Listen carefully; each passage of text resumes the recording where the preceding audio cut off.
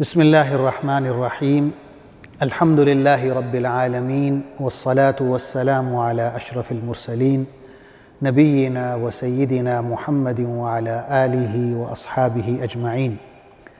ناظرین السلام علیکم۔ سیرت النبی صلی اللہ علیہ وسلم کے حوالے سے ہماری گفتگو جاری ہے اور آج اس سلسلے کا 38واں پروگرام ہے۔ پچھلے پروگرام میں عرض کر رہا تھا کہ صلح حدیبیہ کے بعد قریش کے 3 بڑے سردار حضرت خالد بن ولید رضی اللہ عنہ، حضرت عمرو بن عاص رضی اللہ عنہ اور حضرت عثمان بن طلحہ رضی اللہ عنہ، یہ تینوں مدینہ شریف آتے ہیں حضور صلی اللہ علیہ وسلم کی خدمت میں اور مسلمان ہو جاتے ہیں۔ آپ صلی اللہ علیہ وسلم اتنا خوش ہوتے ہیں کہ فرماتے ہیں کہ آج مکہ نے اپنے جگر کے ٹکڑے ہمارے حوالے کر دیے۔ اور پھر یہ جو صلح ہے حدیبیہ کے مقام پہ جو ہوئی، امن کا معاہدہ، جنگ بندی کا معاہدہ، اور 10 سال کے لیے ہے، اس سے مسلمانوں کو جو سب سے بڑا فائدہ ہوتا ہے وہ یہ ہوتا ہے کہ امن و امان کی صورتحال میسر ہوتی ہے اور دین کی دعوت دینے کا موقع ملتا ہے۔ حضور اکرم صلی اللہ علیہ وسلم اس وقت کے جو معروف ممالک تھے، سلطنتیں تھیں، حکومتیں تھیں، ان کے سربراہان کو دین کی دعوت دینے کے لیے خطوط لکھنے کا ارادہ فرماتے ہیں۔ صحابہ کرام آپ صلی اللہ علیہ وسلم کو مشورہ دیتے ہیں کہ آپ ایک مہر بنوا لیں، اس لیے کہ جو اس وقت کی مہذب دنیا ہے، وہاں کے جو بادشاہ ہیں وہ کسی بھی خط کو بغیر مہر کے قبول نہیں کرتے۔ تو حضور صلی اللہ علیہ وسلم نے چاندی کی ایک انگوٹھی بنوائی جس کے اوپر محمد الرسول اللہ لکھا ہوا تھا، سب سے نیچے محمد، اس کے اوپر رسول اور سب سے اوپر اللہ۔ تو یہ انگوٹھی جو ہے اسی کو بطور مہر کے آپ صلی اللہ علیہ وسلم استعمال کرتے تھے۔ تو اس وقت جو بڑے ممالک تھے ان کے سربراہان کو اور جو بڑے قبیلے تھے ان کے سرداروں کو آپ صلی اللہ علیہ وسلم نے خطوط ارسال کیے اور انہیں اسلام کی دعوت دی۔ حضور صلی اللہ علیہ وسلم نے ان صحابہ کو بطور ایلچی کے منتخب فرمایا جنہیں ان ممالک کا علم تھا، ان کے بارے میں جان بوجھ تھی۔ علامہ سلیمان منصور پوری رحمۃ اللہ علیہ اپنی کتاب رحمۃ للعالمین میں لکھتے ہیں کہ حضور صلی اللہ علیہ وسلم نے یہ ایلچی 1 محرم سن 7 ہجری میں روانہ کیے۔ سب سے پہلے آپ صلی اللہ علیہ وسلم نے حبشہ کے بادشاہ نجاشی کو خط لکھا۔ حبشہ پرانا نام ہے، آج کل اس کا جو جدید نام ہے وہ ایتھوپیا ہے۔ نجاشی کا اصل نام اصحمہ تھا، لیکن وہاں کے بادشاہ کو نجاشی کہا جاتا تھا، جیسے مصر کے بادشاہ کو کافی عرصے تک فرعون کہا جاتا تھا۔ مشہور محقق ڈاکٹر محمد حمید اللہ رحمۃ اللہ علیہ نے اپنی کتاب رسول اللہ صلی اللہ علیہ وسلم کی سیاسی زندگی، اس کتاب میں انہوں نے اس خط کا مکمل متن لکھا ہے کہ آپ صلی اللہ علیہ وسلم نے نجاشی کو جو خط لکھا اس کا متن یہ تھا: بسم اللہ الرحمن الرحیم، اللہ کے رسول محمد کی طرف سے حبشہ کے بادشاہ نجاشی کی طرف، سلام ہو اس پر جو ہدایت کی پیروی کرے۔ میں آپ کے سامنے اللہ کی حمد بیان کرتا ہوں، وہ معبود جس کے سوا کوئی عبادت کے لائق نہیں، وہ بادشاہ ہے نہایت مقدس، سراسر سلامتی، امن دینے والا، نگہبان ہے۔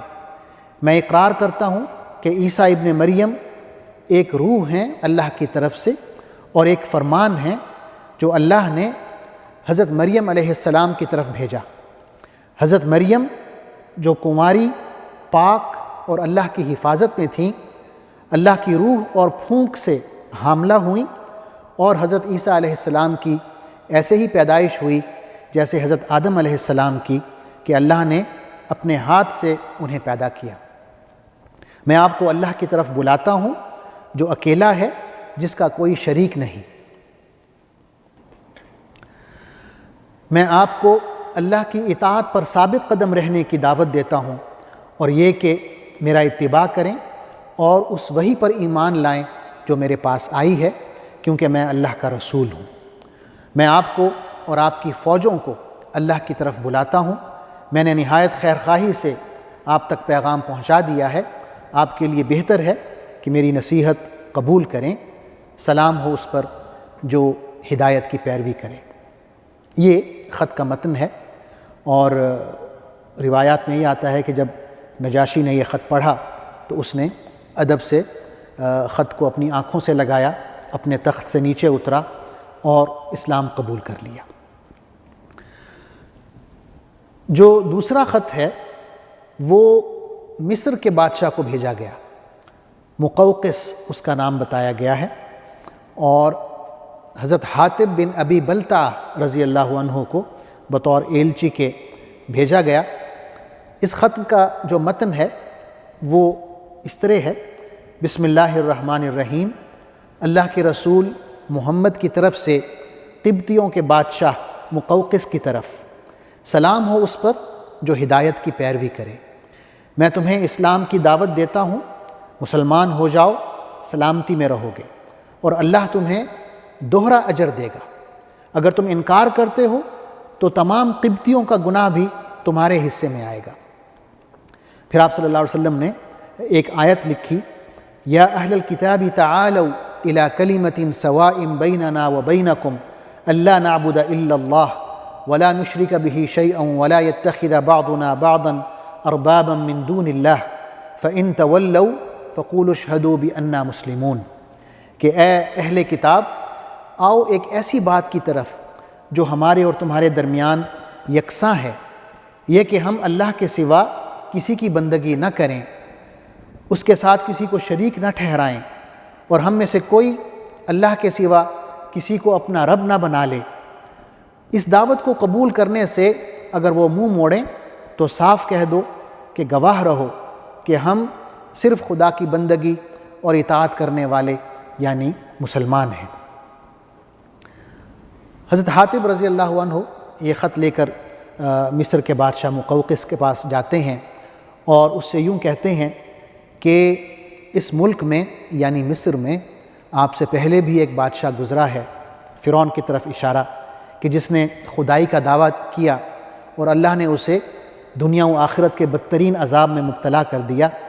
تو بہتر ہے کہ آپ دوسروں سے عبرت حاصل کریں قبل اس کے کہ دوسرے آپ سے عبرت حاصل کریں۔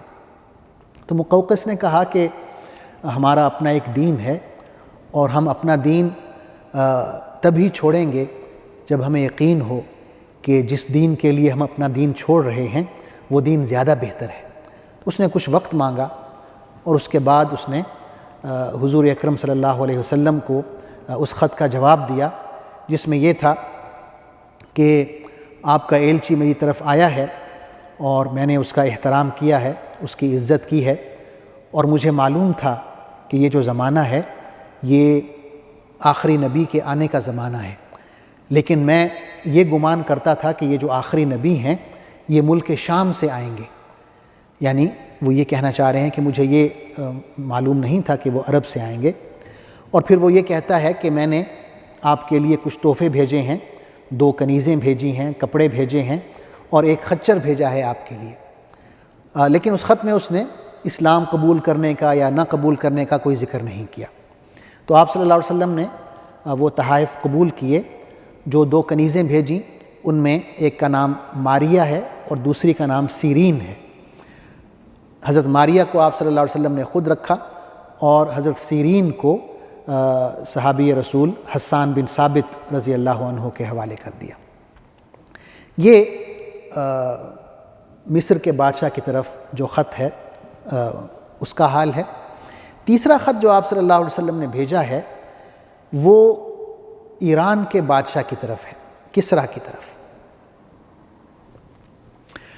اس خط کے لیے آپ صلی اللہ علیہ وسلم نے اپنے صحابی حضرت عبداللہ بن حذافہ سہمی رضی اللہ عنہ کو منتخب کیا، اور خط کا متن یوں ہے: بسم اللہ الرحمن الرحیم، اللہ کے رسول محمد کی طرف سے ایران کے بادشاہ کسریٰ کی طرف، سلام ہو اس پر جو ہدایت کی پیروی کرے، اللہ اور اس کے رسول پر ایمان لائے اور اقرار کرے کہ اللہ کے سوا کوئی عبادت کے لائق نہیں، اور یہ کہ محمد صلی اللہ علیہ وسلم اللہ کے بندے اور رسول ہیں۔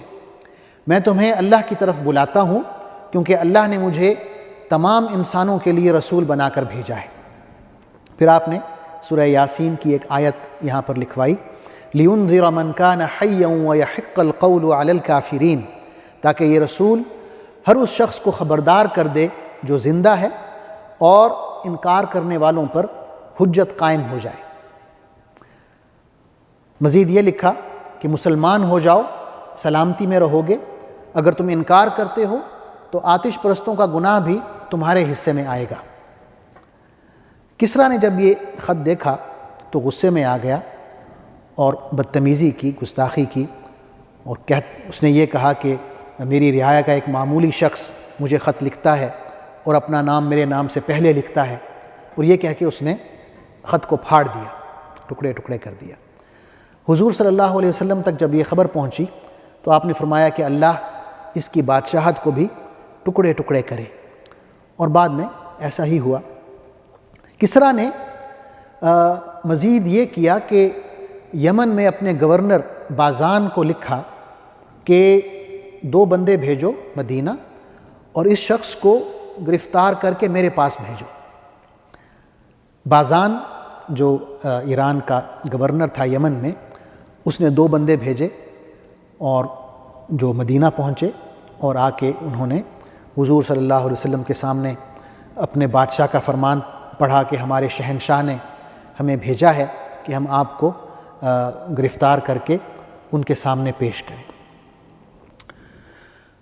حضور اکرم صلی اللہ علیہ وسلم نے ان 2 بندوں سے کہا کہ تم مہمان ہو، آج آرام کرو، کل بات کریں گے۔ تو اگلے دن وہ دوبارہ آ جاتے ہیں اور وہی فرمان پڑھ کے سناتے ہیں کہ ہمارے شہنشاہ نے حکم دیا ہے کہ آپ کو گرفتار کر کے لے جائیں۔ تو آپ صلی اللہ علیہ وسلم نے فرمایا کہ رات میرے خدا نے تمہارے شہنشاہ کو قتل کر دیا ہے، اور ہوا بھی ایسے ہی کہ اسی رات بادشاہ کے اپنے بیٹے نے اپنے باپ کو قتل کر کے حکومت پر قبضہ کر لیا۔ تو آپ نے فرمایا کہ اب یوں کرو کہ اپنے نئے بادشاہ کو میرا یہ پیغام دو کہ اگر وہ مسلمان ہو جاتا ہے تو اس کی حکومت برقرار رکھی جائے گی، اور اسے یہ بھی کہو کہ میری حکومت اور میرا دین بہت جلد ایران میں نافذ ہونے والا ہے۔ تو یہ دونوں آدمی واپس یمن جاتے ہیں اور وہاں کا جو گورنر ہے جس کا نام بازان ہے، جو ایران کا نمائندہ ہے، اسے یہ خبر دیتے ہیں کہ ہمیں تو یہ بتایا گیا ہے، اور چند دن بعد ہی ایران سے بھی خط آ جاتا ہے کہ جو بادشاہ ہے وہ قتل ہو چکا ہے اور نیا بادشاہ آ گیا ہے، اور جو تاریخ اس میں بتائی جاتی ہے بادشاہ کے قتل ہونے میں، وہ وہی تاریخ ہوتی ہے جس روز حضور اکرم صلی اللہ علیہ وسلم نے یہ خبر دی ہوتی ہے۔ تو اس خبر سے بازان بہت متاثر ہوتا ہے اور اسلام قبول کر لیتا ہے، اور اس کے اسلام قبول کرنے سے یمن کے اندر جو ایرانی مقیم ہوتے ہیں وہ بھی سب کے سب مسلمان ہو جاتے ہیں۔ اس کے بعد جو اہم ترین خط ہے، بلکہ جو تمام خطوط سے زیادہ اہم ہے، وہ قیصر روم کی طرف حضور اکرم صلی اللہ علیہ وسلم کا خط ہے۔ یہ خط کون لے کر گیا اور قیصر روم نے کیا رد عمل دکھایا، یہ انشاءاللہ میں اگلے پروگرام میں عرض کروں گا۔ تب تک کے لیے اجازت دیجیے۔ اللہ حافظ۔ السلام علیکم ورحمۃ اللہ وبرکاتہ۔ اللہم صلی علی سیدنا محمد وعلی آلہ وصحبہ وسلم۔ اللہم صلی علی سیدنا محمد وعلی آلہ وصحبہ وسلم۔